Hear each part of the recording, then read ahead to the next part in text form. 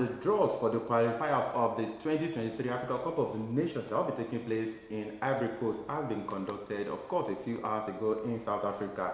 And we have 42 teams drawn into 12 groups.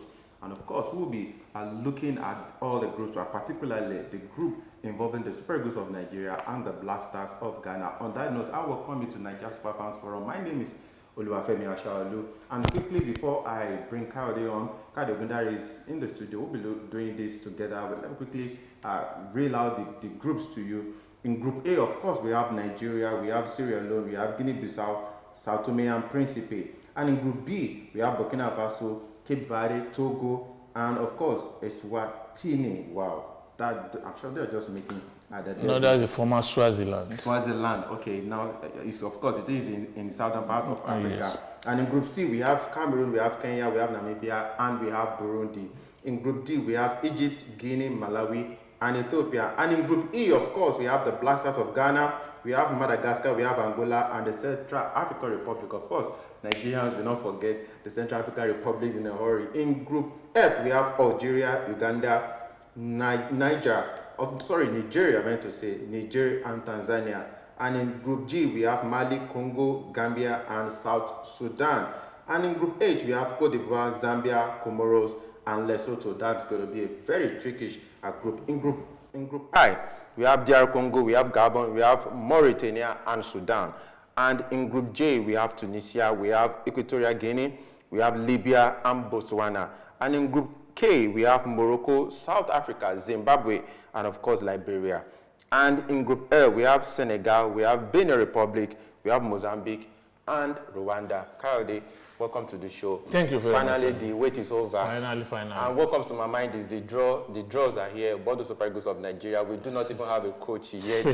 Well, let's talk about the groups. Which of the group actually caught your attention, Kayode? And particularly, the Super Eagles of Nigeria avoided any of the big boys, but we'll be going to that. But which of the group caught your attention, Kayode? I would be surprised if they did not. Quickly, I would say Group H, where we have the host team, Cote d'Ivoire, Zambia, and Comoros.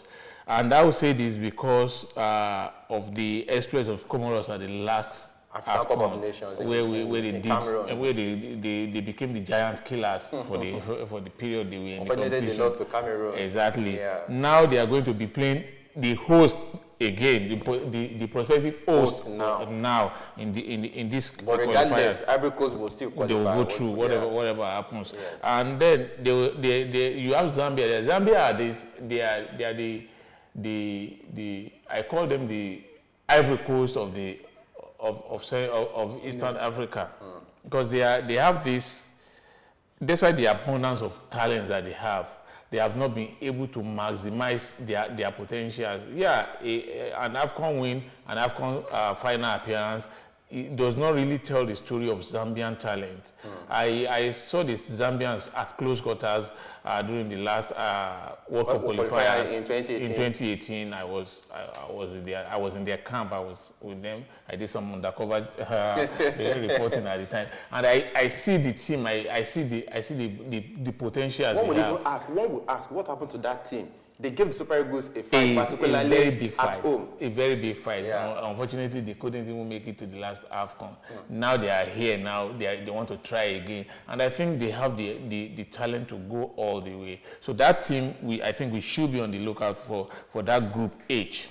We should be looking out for that Group H. And of course, let me take it again. That Group H has Cote d'Ivoire, Zambia, Comoros. Remember, Kayode said they were the giant killers at the 2021 Africa Cup of Nations.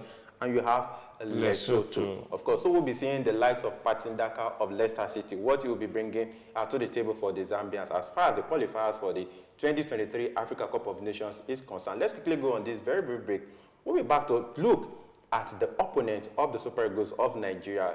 Nigeria does not even have a coach yet, but we'll be looking at the opponent. Please stay with us.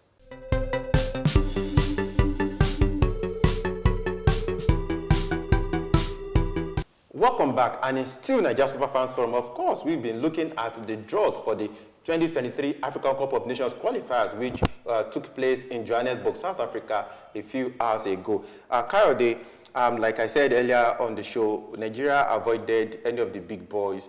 Ghana this time, so we're not going to have another sleepless night. But we got Sierra Leone, Guinea-Bissau, and of course, Sao Tomé and Principe. Kaude, it should be very easy for Nigeria, even if we bring on someone like Egbenga Ogunbote or Stanley Eguma to take charge of the Super Eagles of Nigeria. I would not go down that route. You know me, you know me.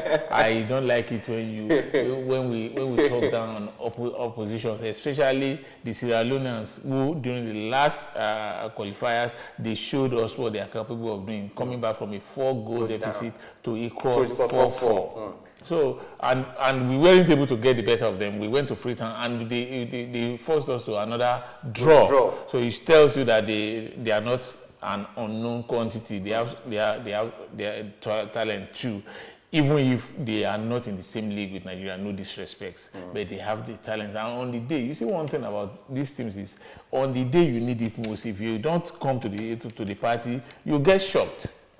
It doesn't mean that we are not going to play Sierra Leone 20 times and beat them 20 times. But that one particular time that you really, really need the victory, but you refuse to come to the party, they'll get their points and they will run away with it. Of course, we shouldn't forget 2015, 2017, we were not at the AFCON. Exactly, it has happened before. We used to think the AFCON was our birthright, that we must always be there. But we saw in 2012, we were not at the 2012. Yes. We got to the 2013 edition that we won, and the subsequent 2 editions that followed that we were not there. Yeah, we missed out. So we missed out. So we have to be very, very careful. We have to start this competition from the first game and play it with all seriousness. Somebody asked whether we are good enough to take all of the points in that group home and away. I say, yeah, on paper, nothing says we cannot, but we have to work for it. We cannot just sit down and say, yeah, we are Nigeria, we are here, we want to take all the points. No, it's not going to work that way. Don't forget that we played Guinea-Bissau at the last AFCON, and even though we got the better of them, but they also had something to say about it. They gave a good account of themselves. And Sao Tomé and Principe, they are our neighbors to the south, and a very tiny country.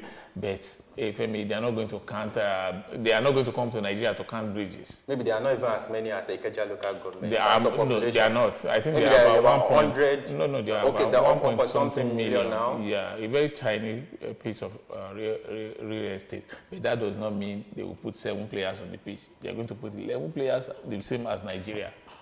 Okay, Kyle, let's stay with Sierra Leone. We've played 6 times in the qualifiers for the African Cup of Nations. We've only managed to win 2.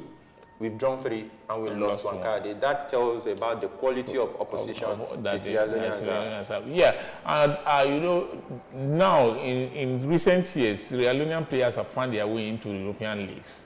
Unlike before, when they had only 1 player, Mohamed Kalon, who played for a lot of other clubs, notably for Inter Milan. Yeah. Now, in recent years, they have players who are playing. They have some of their players in Belgium and other leagues too. So that exposure is helping them too. Now they know that they can go toe to toe with Nigeria and play without fear. And I always tell you, Femi, that's what I'm saying. I always tell you that once a team purposes in its mind that, you know what, we are going to play you without fear. Worst case, you beat us.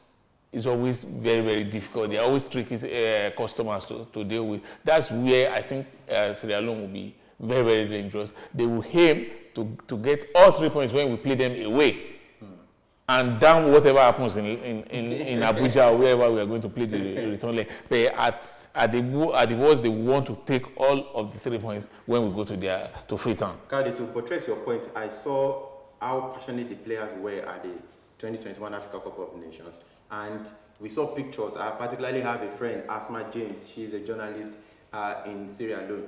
She shared pictures on social media on match days. The streets were empty. Of course, people were definitely standing in front of giant screens to watch. It tells how passionate they are. That tells the story of Africa generally. You could have said that same thing for almost all of Africa.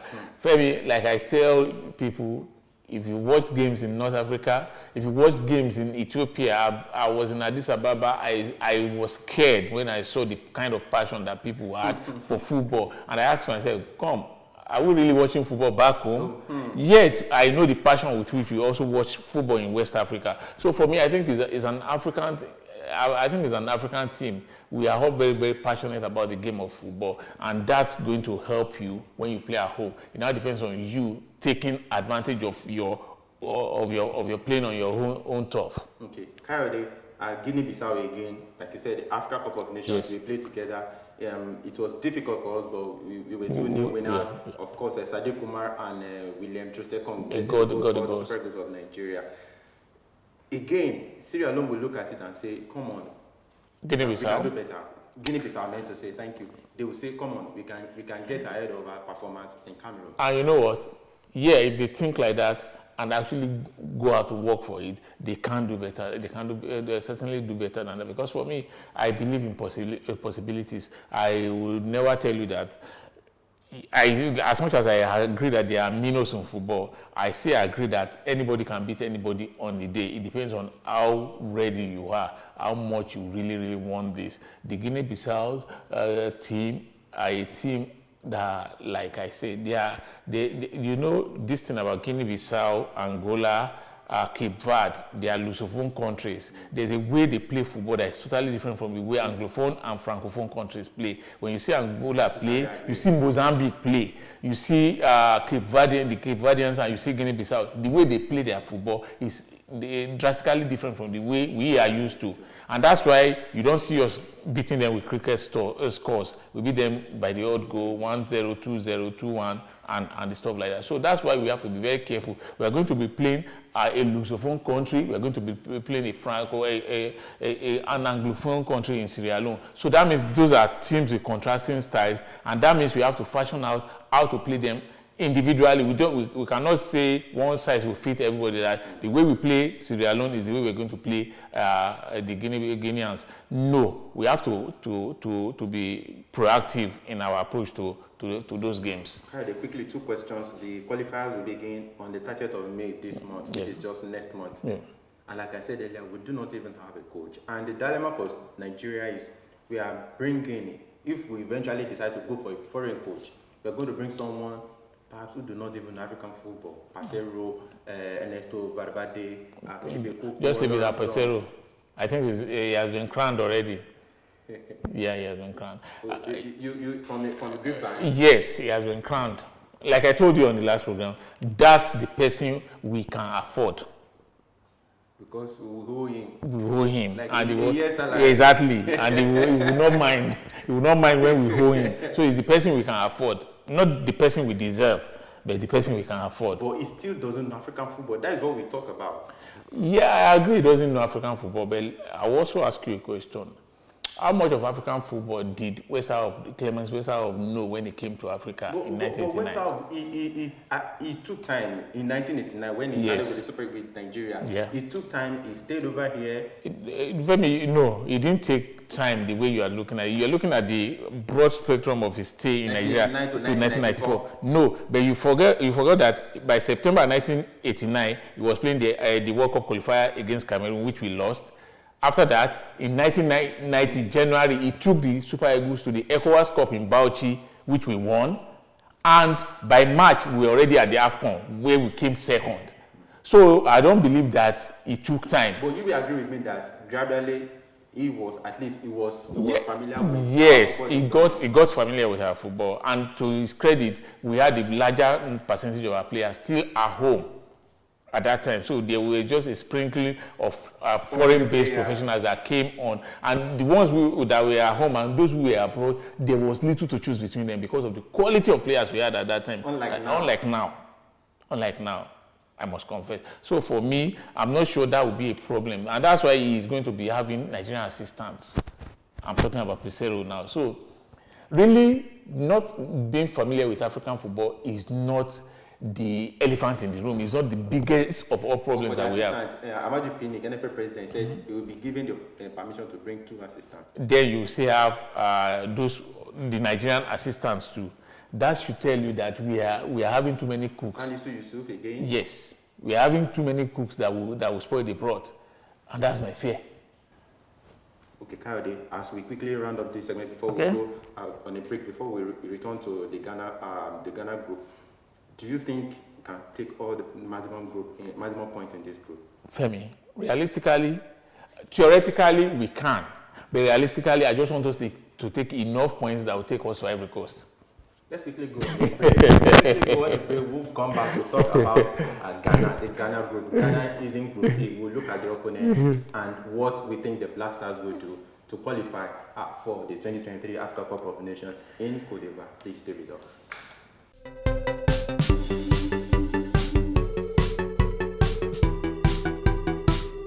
Welcome back. It's still Nigeria Super Fans Forum. Of course, we've been dissecting the groups for the Super Eagles of Nigeria as far as the qualification for the 2023 Africa Cup of Nations is concerned. That tournament will be taking place in Ivory Coast. And remember, Super Eagles have Sierra Leone, Guinea-Bissau, and of course Principe and Tomé. And now let's quickly go to Ghana. In Group E, alongside Ghana, we have Madagascar, Angola, and Central African Republic. In 2003, the Black Stars played a 4-nation tournament against Madagascar. It ended 3-3. And in 2015, Madagascar defeated the Black Stars, of course, in a Kosava tournament.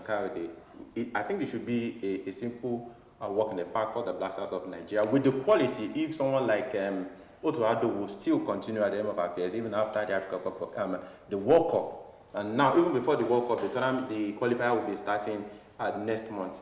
But we think it should be as easy for the Black Stars as we think it should be. It will be easy for the Super Eagles as well. For those countries going to the World Cup in November, the African qualifiers will be a good preparation for them.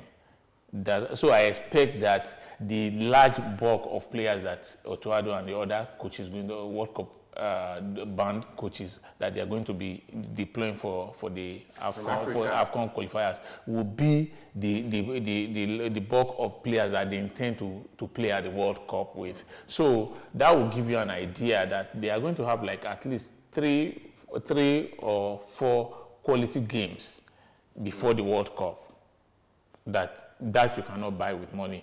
They are competitive games, not friendly games. That's a good thing for those who are going to the World Cup. So they are going to. I'm not ruling out the possibility of playing friendlies, but now you are going to play competitive football going to the World Cup. So I think it will help them a lot.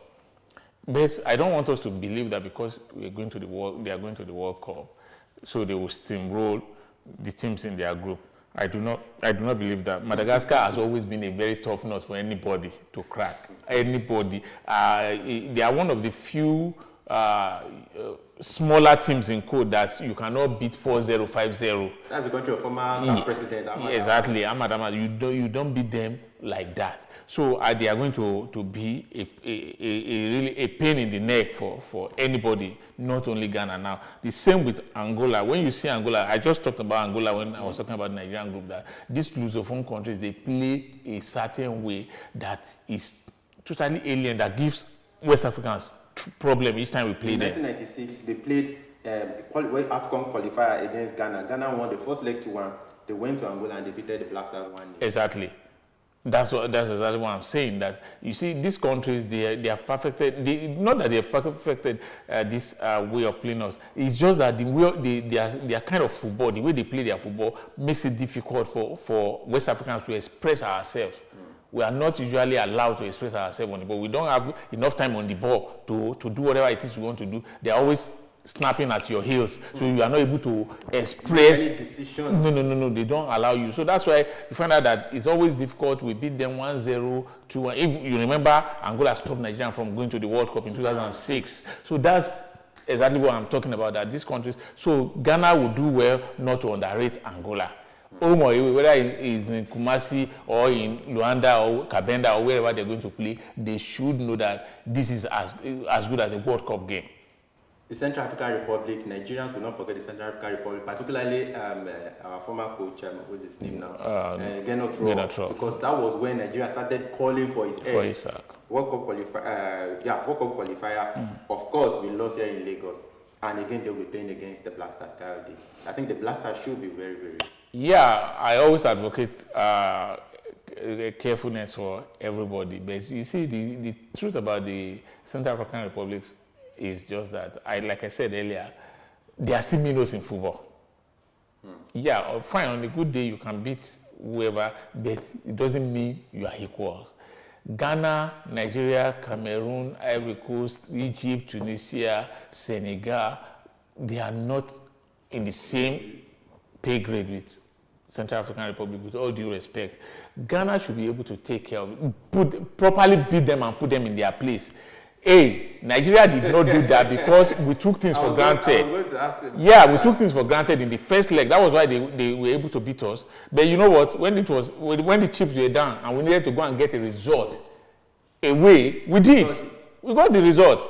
So that should tell you that if Nigeria had been Nigeria, if we had played the way we should have played, there was no way Central African Republic were going to get a result in Nigeria, which actually damaged our World Cup record.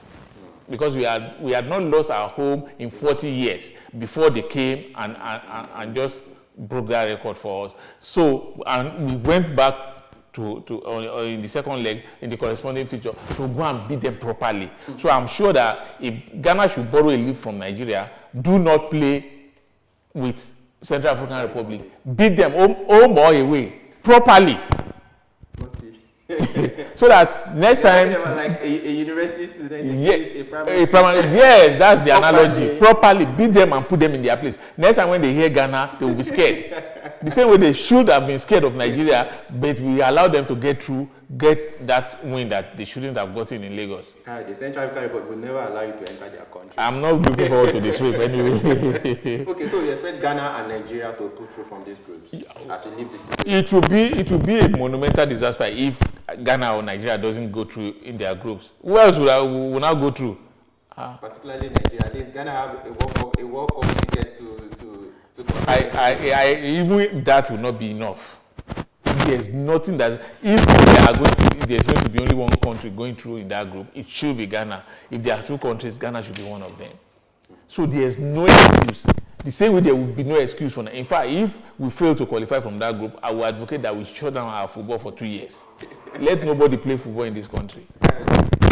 New coach, will they have time? Just enough plus now. Will they have enough time to play with the players? No, honestly, there won't be, because the next international break now, the next FIFA window now will be after the season. Yeah, right? After the season, and that's when you are already getting ready for the first of the qualifier. So there won't be that's the problem with international football for me. When I was trying to explain the other day that there's a difference between club football where you see your players every day from Monday to Saturday, and international football when they come in on a Sunday or Monday and you have a game on Thursday or Saturday. So you have the luxury of just 4 or 5 days. So at the best of times, even if he comes today, he cannot get to work with the players until they are called to camp, which will be 4 to 5 days before the game. So of course, he can do the groundwork. He can prepare the groundwork, no problem. But working with the players directly, he cannot get more than 4 or 5 days. So that's what he has to work with. Thank you once again for coming through. It's always a pleasure. Okay, so we get our fingers crossed, and we wait for the to announce the new technical advisor. Formally announced. To formally announce. Okay, can you say to formally announce? Yeah, exactly. He said that you say Pesero is the anointed. Yeah, he's the anointed the chosen one. Yeah, he's the chosen one. The special one. Okay, so we'll wait. If it is Pesero, it's going to be any survivor. But Kayode is saying that it's going to be Pesero, but there's work to be done, and we hope that he will get things started as quickly as possible. Amen to that. Okay, so please continue to subscribe to our YouTube channel, and please keep your comments coming. What do you think about the draws for the Super Eagles of Nigeria? Do you think it's going to be easy? And of course, also for the Black Stars of Ghana, like how they say, it's going to be a very pre-World Cup warm-up for them as they look to cement a place in next year's Africa Cup of Nations. I remain Oluwafemi Ashaolu. Until we come your way again, take care of yourself. Bye for now.